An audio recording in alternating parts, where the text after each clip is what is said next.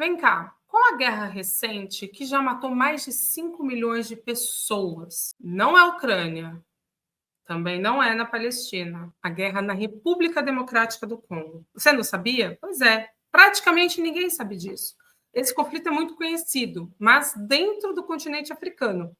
Fora, quase ninguém entende, quase ninguém sabe do que está acontecendo na República Democrática do Congo, uma das piores e mais atrozes guerras da nossa era.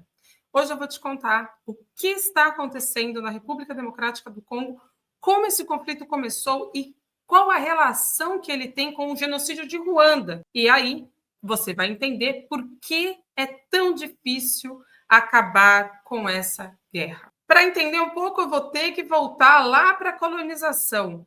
A República Democrática do Congo, hoje chamada assim, foi colonizada pelos belgas. E é uma daquelas histórias do colonialismo europeu em que eles pegaram a África, traçaram linhas imaginárias e dividiram o continente para si, né, para as forças dominantes daquele período. Então, em 1885, o rei Leopoldo II da Bélgica decidiu que queria ter o Congo para si. Exato, para ele, não para a Bélgica. Então, o Congo se torna sua propriedade pessoal. Ele tem uma colônia para chamar de sua. Então, durante o período em que ele comandou o Estado Livre do Congo, que de livre não tinha nada, ele foi responsável pelo extermínio, pela matança de milhares de pessoas que tinham as suas mãos amputadas, caso não cumprissem as cotas de borracha. Sob a falsa ideia de que ele estava combatendo a escravidão promovida pelos árabes, de negros promovidas pelos árabes, ele promoveu uma escravização talvez ainda pior. A extração naquele momento era de borracha, então todos eram obrigados a cumprir essas cotas, senão teria seus membros mutilados.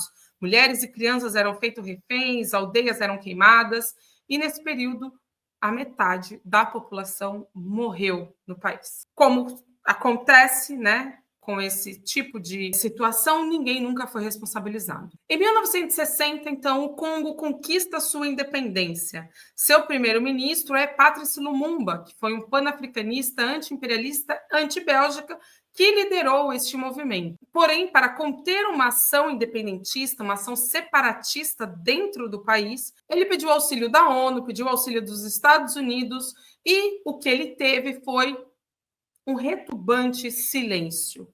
Ele não viu outra situação, outra saída que não pedir auxílio para a União Soviética. Mas, como resposta, ele teve um golpe promovido por Bélgica, Estados Unidos e algumas elites internas, que resultou na sua deposição, na sua morte, no seu assassinato, apenas em 1961. Então, ele ficou muito pouco tempo no poder. A forma que ele foi assassinado, com a ação da CIA e da Bélgica, é brutal. Quem assume o poder, então, é o Mobutu Sese Seko. Ele passa a contar com o apoio dos Estados Unidos, França e da própria Bélgica, e vira o ditador do país. Ditador mesmo, né? Promovendo violação de direitos humanos, repressão a direitos políticos, execução sumária de opositores.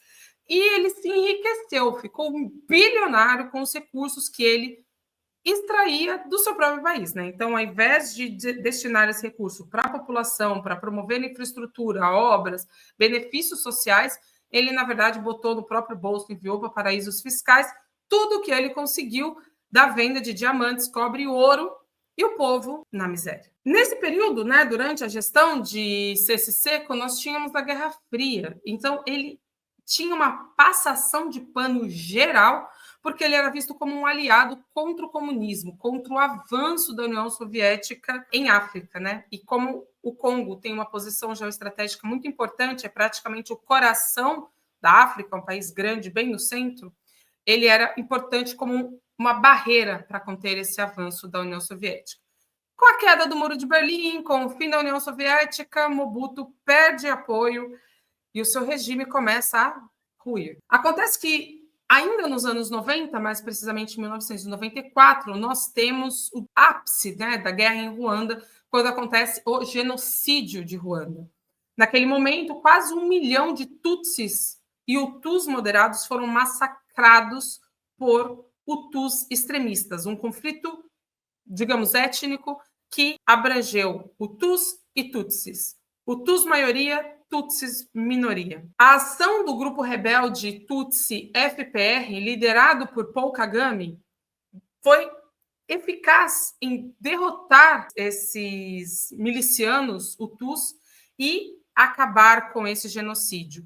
Paul Kagame, então, fez uma pacificação do país, conseguiu estabilizar política e economicamente. Hoje, Ruanda tem um bom desenvolvimento econômico e uma situação estável, apesar de Paul Kagame estar à frente do país por mais de 30 anos. Como resultado, então, do genocídio de Ruanda, nós temos que 2 milhões de Hutus fogem para o Congo. Mas, entre essa população Hutu, não eram aleatórios, quaisquer Hutus, eram principalmente milicianos genocidas armados. Fugiram para a República Democrática do Congo para não ser julgado e não ser punido em Ruanda.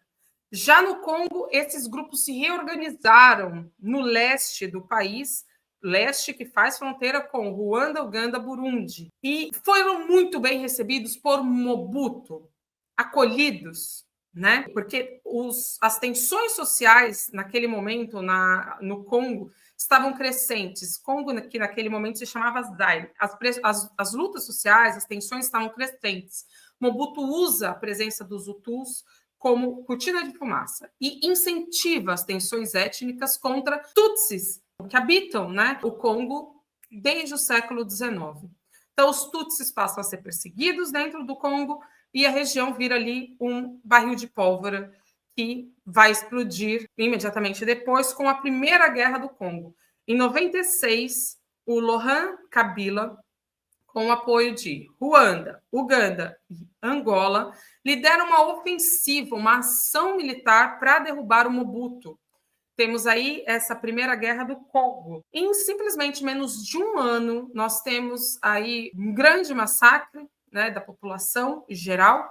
Mobutu sai derrotado, enfraquecido, foge para o Marrocos e acaba morrendo lá no exílio. O Kabila, que comandou essa ação armada, assume o país, rebatiza de República Democrática do Congo, porque o Mobutu mudou para Zaire, e instala ali o Kabila mais um governo autoritário e corrupto. Porém, pouco tempo após ele assumir o poder, ele rompe com os antigos aliados, Ruanda, Uganda e Angola, e por uma desconfiança por parte de Ruanda de que o Kabila pudesse estar armando as forças Hutus para novamente entrar em Ruanda e promover novamente o massacre de Tutsis, o Paul Kagame é Tutsi, Ruanda se antecipa, vamos dizer assim, e tem início a Segunda Guerra do Congo ou a Guerra Mundial Africana.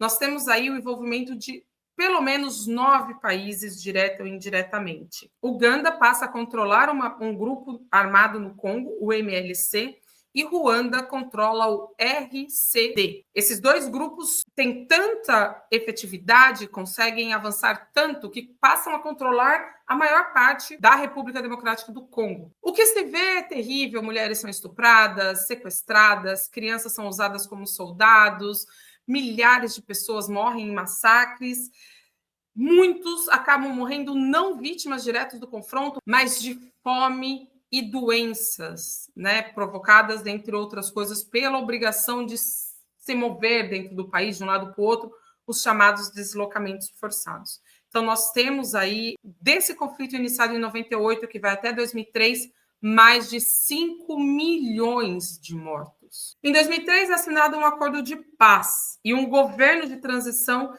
é criado, mas essa insurgência, essa conspiração no leste, ela, na verdade, ela nunca cessou. Chegamos, então, ao grupo M23.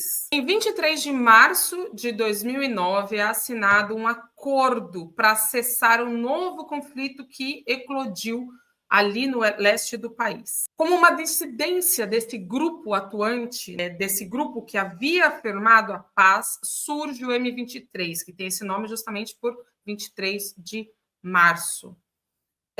Eles discordam, dizem que o governo não cumpriu os acordos que foram firmados para o fim dessas hostilidades naquele momento. Eles pedem algumas coisas como o retorno dos refugiados tutsis que estão em Ruanda, cidadania para essa população tutsi no Kivu, participação política para as pessoas do M23, e eles são acusados dentro do país, dentro da RDC, de serem meramente proxies, marionetes de Ruanda e de cometerem massacres, estupros, uso de crianças soldados, ou seja, crimes de guerra. Essa situação ela é minorizada, então esse levante que acontece em 2012 do M23, onde eles conseguem um avanço razoável, essa situação é contida, mas em 2022 esse movimento volta a cair com muita força, né? Com força mesmo, com material bélico forte, pesado, treinamento, inteligência, uso de drones. Provocam massacres de civis novamente e tomam cidades na província de Kivu do Norte. Esta coisa vai escalando, eles vão cada vez tomando postos mais importantes e atualmente eles governam partes relevantes, né? Quase fechando ali o leste do Congo, nessa fronteira com Ruanda, Uganda e Burundi. É importante esse controle, é importante a gente lembrar que Ruanda apoia esse grupo M23 e o M23 facilita, favorece, ajuda que Ruanda se aproprie de recursos minerais da República Democrática do Congo. Então, hoje o que nós temos não é uma guerra qualquer, uma guerra civil, meramente um conflito armado ou uma guerra entre etnias. Não, é uma guerra que tem a participação de outros países que defendem seus próprios interesses em torno tanto da exploração mineral quanto até de um certo expansionismo territorial. Há pessoas que dizem que Ruanda vê o Kivu do Norte e o Kivu do Sul, região riquíssima em minérios, como parte do seu próprio território, por uma questão supostamente étnica, né, de que seria ali habitado por tutsis. E é isso.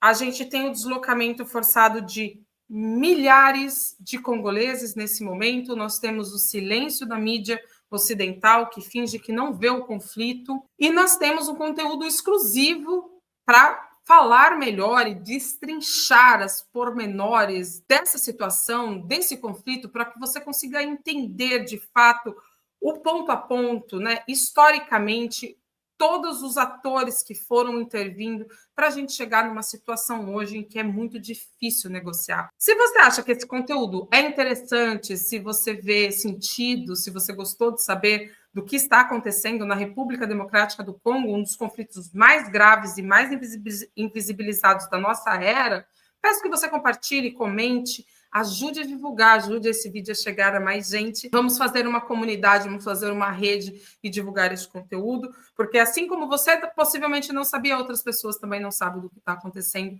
nesse país tão importante, tão rico e tão central na geopolítica africana. É isso, obrigada e nos vemos no próximo vídeo.